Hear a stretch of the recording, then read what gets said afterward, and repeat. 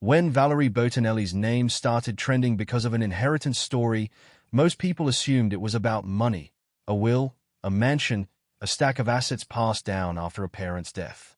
But the real inheritance in Valerie Bertinelli's life was never just financial. It was emotional, generational, and, in many ways, far harder to calculate than a bank statement. To understand why this story struck such a nerve with longtime fans, you have to go back decades before Food Network, before rock and roll, before Hollywood ever knew her name, back to a modest household in Wilmington, Delaware, where a girl named Valerie Ann Bertinelli was quietly absorbing lessons that would shape her for the next 50 years. Valerie's father, Andrew Bertinelli, worked his way up through General Motors, eventually becoming an executive whose career required the family to relocate more than once. That kind of job came with structure. Andrew believed in showing up, working hard, and doing things properly, values that gave his children stability, but also a quiet undercurrent of pressure. There wasn't much room in that house for good enough. There was only your best, and Valerie, even as a small child, understood that distinction clearly. Her mother, Nancy, held the household together in a different way. She was the emotional anchor, warm, attentive, and endlessly giving. But like so many women of her generation, Nancy also absorbed a great deal without complaint. She managed the family's needs before her own, kept the peace, and rarely asked for anything in return. Valerie has spoken over the years about coming to understand her mother more fully as an adult, recognizing the sacrifices that had been so easy to overlook as a child and the quiet strength it took to hold a family together without ever being thanked for it. It's not hard to see how those two influences collided inside Valerie as she grew older. From her father, she inherited resilience and a strong work ethic. From her mother, she absorbed something more complicated: the belief that a woman's role was to smooth things over, to put others first, and to keep her own needs quietly out of view. That inheritance, the invisible kind, passed down through behavior rather than paperwork, would follow Valerie into her marriages, her career, and her decades-long relationship with her own body. When Andrew passed away, and then Nancy some years later, Valerie faced the same overwhelming task that so many adult children eventually face: sorting through a lifetime of belongings. Photographs, letters, small keepsakes that meant nothing to a stranger and everything to her. For most people, that process happens privately. For Valerie, it played out in front of an audience that had followed her since childhood, which meant her grief, her memories, and her reflections on what her parents left behind became part of the public conversation in a way most families never experience. If there's one thread that runs through the entire Bertinelli story, it's food. In an Italian-American household, meals were never just about nutrition. They were about connection. Sunday dinners, shared recipes, the smell of something simmering on the stove. That was how the Bertinelli family expressed love. It's a tradition Valerie carried with her for the rest of her life, even when Hollywood made that inheritance complicated. The entertainment industry Valerie stepped into as a teenager had very specific expectations about how young actresses should look, and those expectations collided directly with the food-scented warmth she'd grown up with. For years, she found herself caught between two worlds: the comfort she associated with her mother's kitchen and the relentless pressure to stay thin that came with being a public figure. It would take Valerie the better part of her adult life and a great deal of public reflection through her books and television appearances to make peace with that tension and to relearn how to enjoy food without guilt attached to it. Valerie's entry into show business happened remarkably fast. At 15, she landed the role of Barbara Cooper on One Day at a Time, a sitcom that debuted in December 1975 and quickly became a cultural touchstone. She wasn't an industry insider with connections. She was a teenager from Delaware with an easy smile who happened to test well for the part. Almost overnight, she went from an anonymous kid to one of the most recognizable faces on American television. That kind of fame arriving that early comes with a steep price. While her peers were worrying about homework and school dances, Valerie was navigating contract negotiations, studio schedules, and constant public scrutiny. One Day at a Time ran for 9 seasons, and by the time it ended, Valerie had spent nearly her entire adolescence inside a character that the public had grown to feel they owned a piece of. She had financial security most people her age could never imagine, but she also had an image that wasn't entirely hers to control, one built by producers, network executives, and a viewing public that expected her to remain exactly as sweet and unchanging as the character she played. That pressure to be perpetually good, combined with the discipline she'd grown up with at home, planted the seeds for a lifelong struggle with body image, one that started far earlier than most fans realize. Valerie has recalled being singled out about her weight as early as elementary school, long before she ever stepped in front of a camera. By the time stardom arrived, those early messages about needing to look a certain way to be accepted had already taken root. In 1980, everything shifted again. Valerie's brother brought her to a Van Halen concert, and that single night set off a chain of events that would define the next 2 decades of her life. She met the band's guitarist, Eddie Van Halen, backstage, and despite coming from completely different worlds, the wholesome sitcom star and the era-defining rock musician, the two connected almost instantly. They married just 8 months later, in 1981. From the outside, it looked like a fairy tale collision of Hollywood and rock stardom.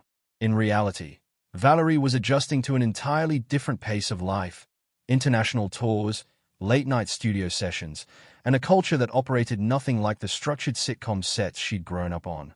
She has spoken candidly about the toll that lifestyle took, including struggles with substance use during a period when she felt enormous pressure to keep up with a world that never seemed to slow down. Their son, Wolfgang, was born in 1991, and for a stretch of years afterward, family life took priority over the chaos of touring. But as the years went on, Eddie's health problems, including a long battle with alcoholism and, later, cancer, placed an increasingly heavy burden on Valerie. She has described the strain of watching someone she loved struggle with addiction while trying to hold a household together. Valerie and Eddie separated in 2001, and their divorce was finalized in 2007, closing a chapter that had given her the greatest gift of her life, her son, while also leaving lasting emotional scars. What made their story unusual was what came after the split. Rather than years of bitterness, Valerie and Eddie built a respectful, cooperative relationship for the sake of raising Wolfgang together, staying connected until Eddie's death from cancer in 2020. Long after One Day at a Time ended, Valerie's relationship with her body remained a defining, often painful, part of her public life. Tabloids fixated on her weight for years, treating her physical appearance as public property simply because she'd once been cast as America's wholesome girl next door. It's a familiar story in Hollywood. But for Valerie, it carried extra weight, precisely because so much of her early fame had been built on being seen as unchanging and safe. In the 2000s, she became the face of a major weight loss brand, losing a significant amount of weight and appearing on magazine covers celebrating her transformation. It made her a symbol of successful reinvention to millions of viewers, but it also tied her income and public identity to maintaining a certain size, a pressure she has since described as exhausting to live under, year after year. The turning point came later in life, as Valerie began writing more openly about her relationship with food, her body, and the decades of self-judgment she'd carried since childhood.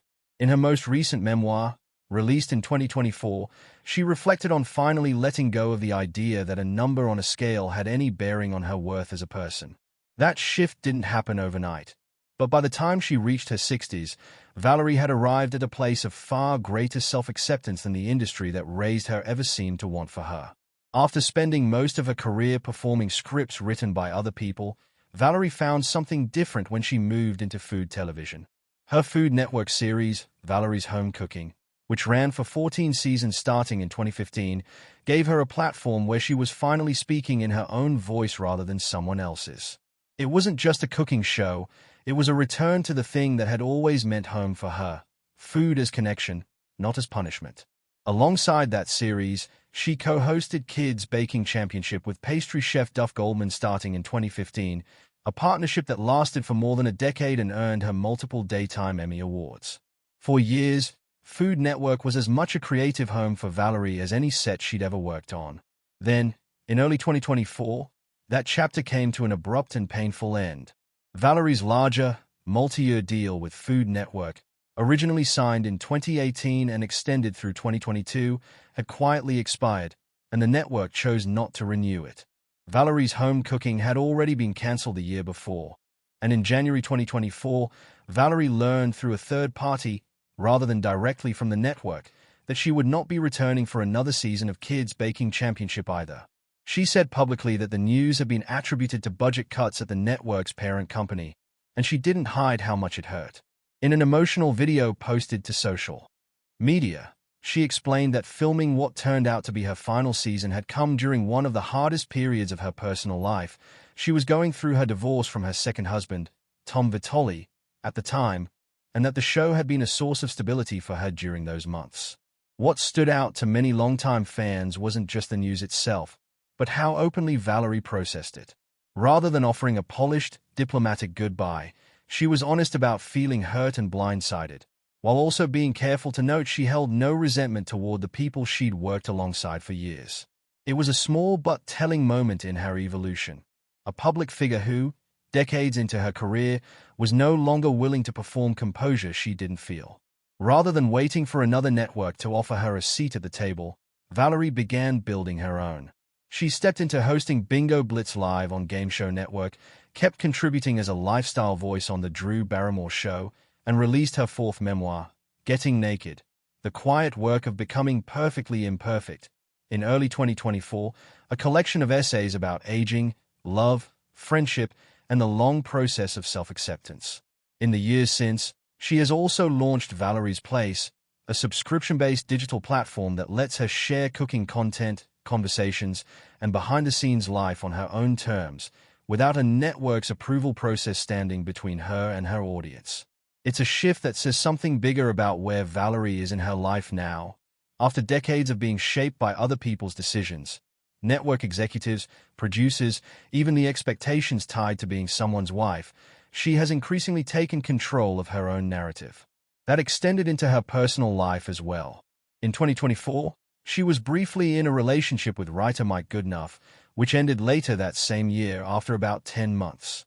Rather than retreating from the public eye afterward, Valerie continued forward much as she has with every other setback in her life, openly, and without pretending everything was fine when it wasn't. Today, much of Valerie's focus centers on her son, Wolfgang Van Halen, who has built his own career fronting the band Mammoth WVH while carrying forward the legacy of his father's music. Valerie has been open about wanting her son to inherit his father's talent and passion for music without inheriting the pain that so often came with it. A conscious effort to break a cycle rather than simply pass it along unexamined. That instinct, to keep the good and release the rest, seems to define this stage of Valerie's life more than any single event or headline. She still carries her father's discipline and her mother's warmth. She still finds comfort in cooking the way her family always had. But she has also spent years working to let go of the belief that her worth depends on being flawless, agreeable, or endlessly accommodating to other people's expectations. At 65, with an estimated net worth in the range of $20 million built from more than 4 decades of acting, hosting, and writing, the financial side of her story is only a small part of what people are actually reacting to when this story resurfaces in headlines. The real inheritance